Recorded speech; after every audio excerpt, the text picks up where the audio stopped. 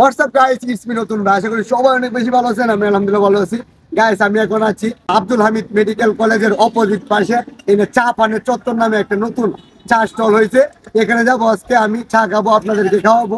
সাথে আরো দুইজন আছে, পরে আপনাদেরকে দেখাবো। তো আমার সাথে চলুন, লেটস গো। গাইস, আমি এখন রাস্তা পার হয়ে চা পানের চত্বরে যাব। তো আপনারা সম্পূর্ণ ভিডিওটি দেখতেই থাকুন। চা পানের চত্বর, স্বাগতম চা পানের চত্বরে। গাইস, আমি এখন যেখানে বসে আছি এটা হলো চা পানের চত্বর। আর এখানে দুইটা টং আছে এবং ভিতরে একটা ডেকোরেশন আছে সুন্দর। তো আপনারা এই ডেকোরেশন এবং টংটা দেখুন। এবং আপনারা যদি এখানে আসতে চান, লোকেশনটা লাস্টে বলে দিচ্ছি আমি আবার। গাইস, এটা হলো চা পানের চত্বর।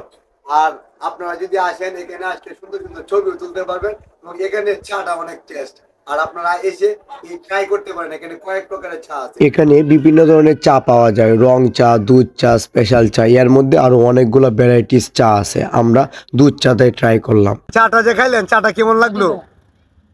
আপনি যেটা আছেন এটা ভালো।